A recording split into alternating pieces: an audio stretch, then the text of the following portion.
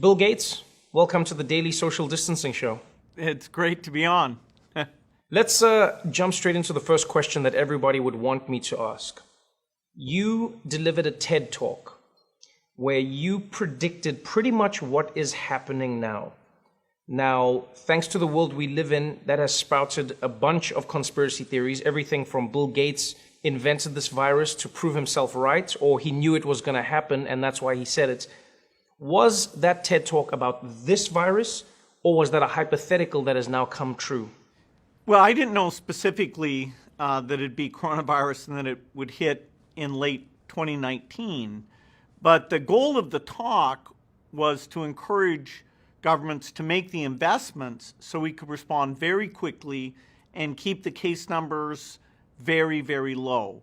And so sadly, this is not a case where, I feel like, hey, I told you so.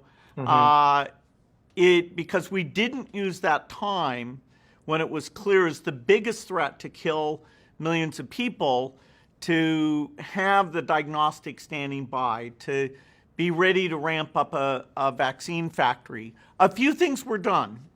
Some countries, our foundation funded some work that will help with the vaccines now, will help with the diagnostics, but most of what was called for, particularly in a New England Journal of Medicine article I did that went into way more specifics than I could in a short TED Talk, those things didn't get done, and so that's why it's taking us a long time to get our act together faced with this threat.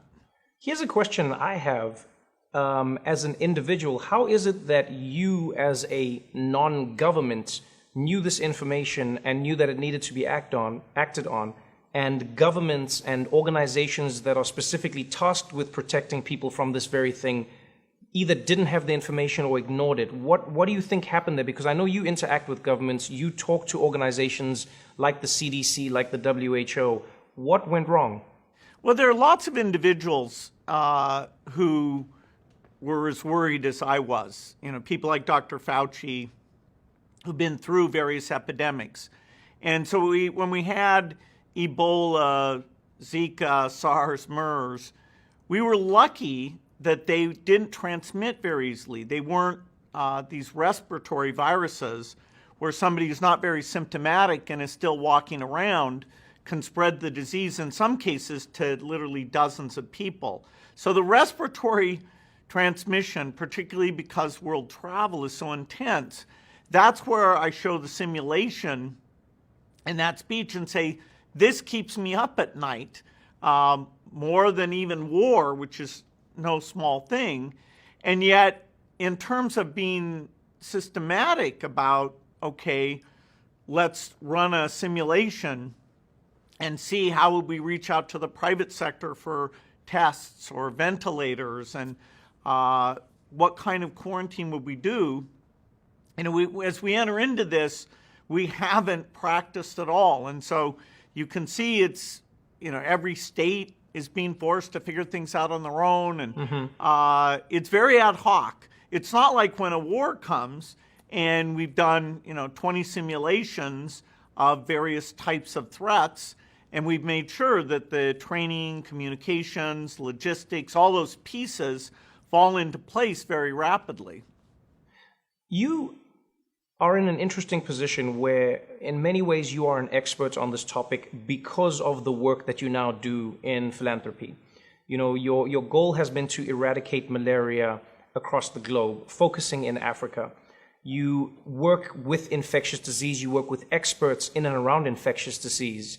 When you look at the coronavirus as it stands now, it's happened, leaders acted late, but what do you think needs to be done going forward? You wrote an interesting op-ed about this, but what do you think we need to do from the ground up, from the people to the leaders to the private sector?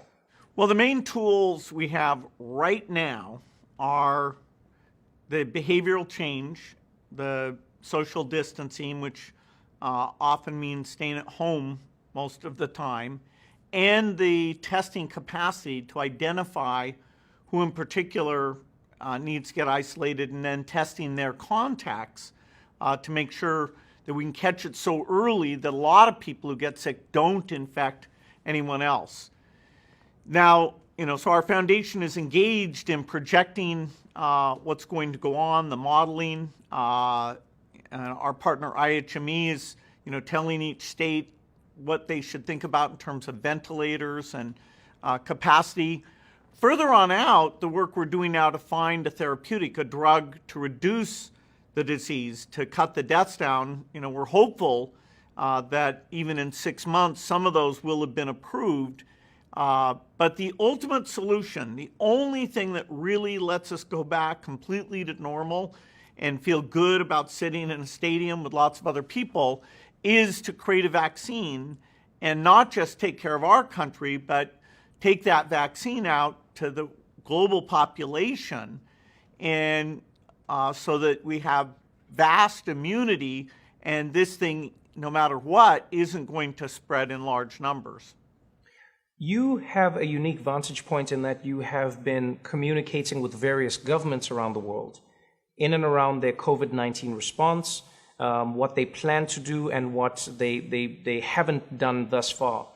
Which countries do you think we should be looking to for models that work? And can we apply those models to a larger country like the United States? So, many people say Italy and Korea, yes, have their numbers, but they can't necessarily be applied to America. Is that true or not? Or is there a model that does seem to work and should be followed for everybody?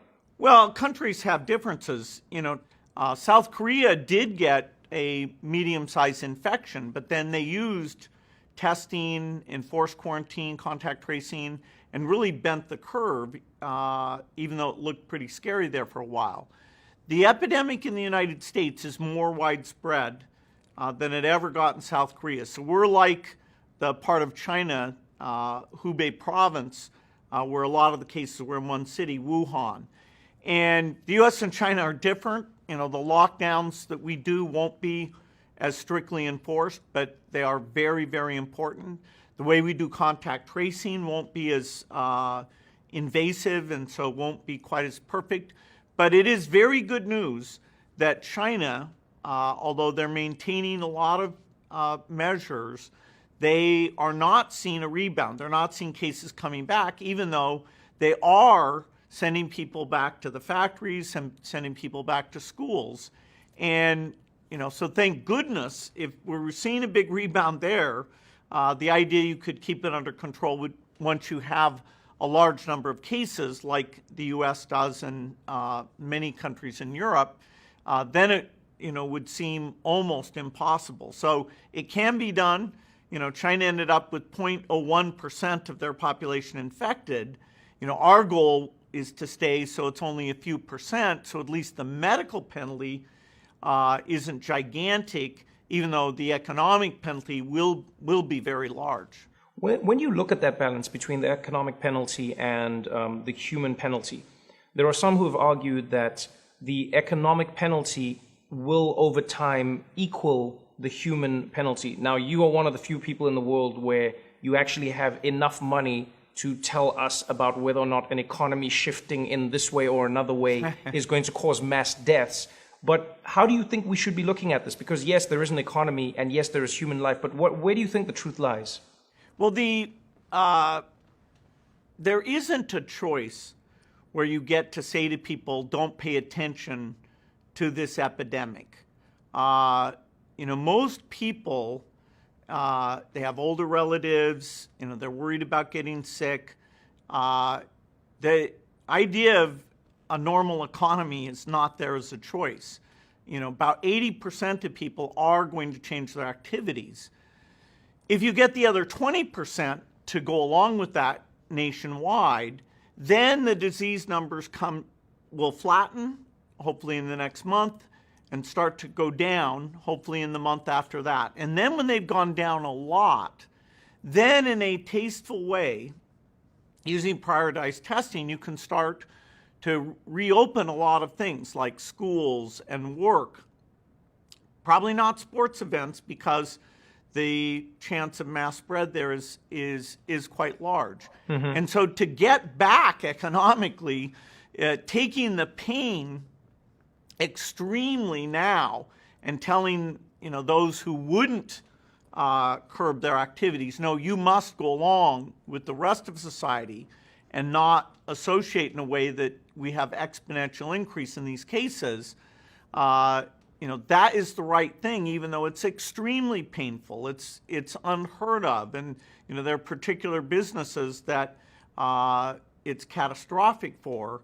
That's the only way you get so you can feel like you can say to the entire population, ideally in the early summer if things go well, yes, now please do resume, and we are, through testing, making sure that it won't spread in some very, very big way. So people will need the confidence that the system is working and smart people are making decisions, and over-optimistic statements actually work against that.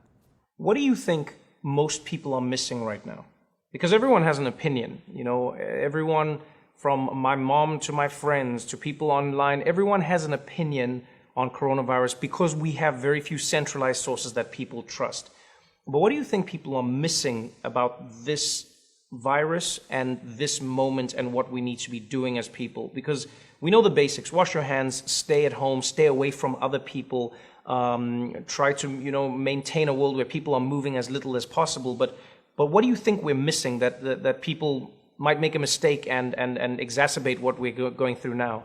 Well, the thing that needs to get fixed in the next few weeks is to prioritize our testing capacity, which is going up, but making sure the right people are being tested. That will guide us in a very deep way.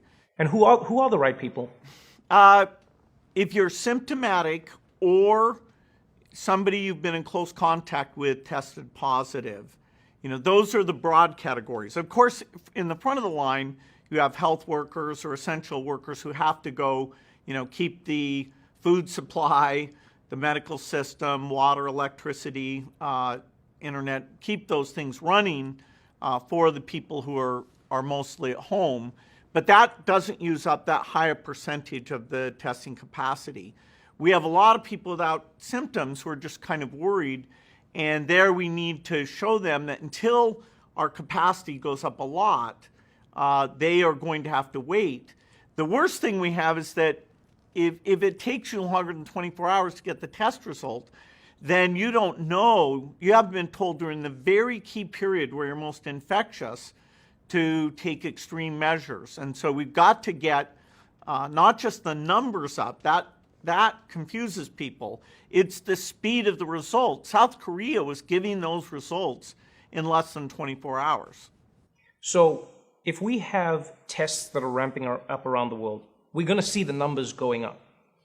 Now, some have said that number and the mortality rate or fatality rate can be deceptive because there are so many who aren't getting tested and are recovering, and so we don't really know how dangerous or how fatal this disease actually is. What is needed in the realm of testing? Like what I'm trying to say is, I understand that you want to get as many tests as possible, but once we've tested as many people as we have tested, what are we trying to get to as an end goal? Well, for rich countries that do the right policies, you should be able to plateau and get the cases down with less than a few % of the population infected. China, South Korea, there are countries that absolutely have achieved that. And that means that your total deaths is actually not gigantic. Mm-hmm. Now, in developing countries, the ability to do lots of testing, to have the patients who have severe respiratory distress get treatment, and do this social isolation, for developing countries, it's far harder. And so, will these measures actually stop it from getting to a large part of the population? Places like India and Nigeria. I was talking to President Ramaphosa today, who's not only president of South Africa, he's the head of the African Union, and he's a very strong voice encouraging the countries there to act quickly when the number of cases is still fairly low, which is true throughout sub-Saharan Africa right now. When you look at where we are now, the one thing that we can't deny is everybody has dealt with the coronavirus on a different timeline. You know, not just across the globe. I mean, even within the United States, you have states like Georgia and Florida that have just implemented stay-at-home orders. You have many other states that haven't done it at all.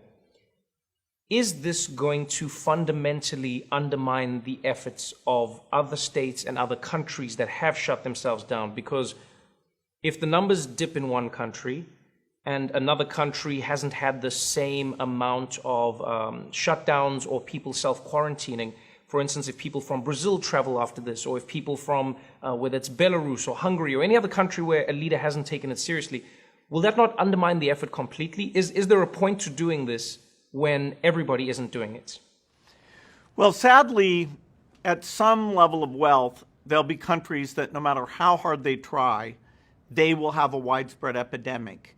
And so, again, sadly, the richer countries that do contain the epidemic will not allow people from those countries to come in, unless they are quarantined or tested or prove they're immune. And so this is going to stop people going across borders very dramatically these next few years till we get to that full vaccination. Within the United States is different because we're not going to partition the country. And so therefore, we are all in it together. We can't do what we're going to do with foreign nationals, which is reduce the numbers a lot and have very strict screening there. We're not going to have at every state border, some complex quarantine center. And so the whole country needs, even when you have small numbers, because those can exponentiate to big numbers so quickly, the doubling time is like 3 days when you're still behaving in the pre-epidemic way. So each country, has to get the entire populace, even some who initially resisted, maybe for very good reasons, because the economic effect on them is strong. So this is powerful medicine, but if you take a big dose of it earlier, you don't have to take it for nearly as long. You were one of the first people to come out and donate a large chunk of money to fighting coronavirus or helping medical workers get the equipment they need. I remember the last I read it was yourself and your wife Melinda who had pledged over $100 million. It seems though that money isn't able to fix this problem. It seems like governments around the world are trying everything they can, but it doesn't seem like it can be fixed. What are you hoping to achieve in this moment in time? Well, if we get the right testing capacity, you can change by literally millions the number who are infected. And governments will eventually come up with lots of money for these things, but they don't know where to direct it. They can't move as quickly. And so because our foundation has such deep expertise in infectious diseases, we've thought about the epidemic. We did fund some things to be more prepared, like a vaccine effort. Our early money can accelerate things. So for example, there's of all the vaccine constructs, the 7 most promising of those, even though we'll end up picking at most 2 of them, we're going to fund factories for all 7. And just so that we don't waste time in serially saying, okay, which vaccine works, and then building the factory.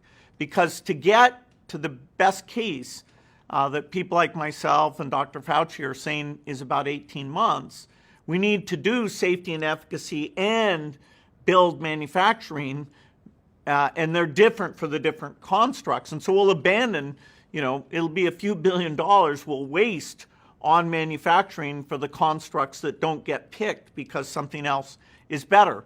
But a few billion in the situation we're in, where there's trillions of dollars, that's 1,000 times more, trillions of dollars being lost economically, it is worth it. In normal government procurement processes and understanding which are the right 7, in a few months those may kick in.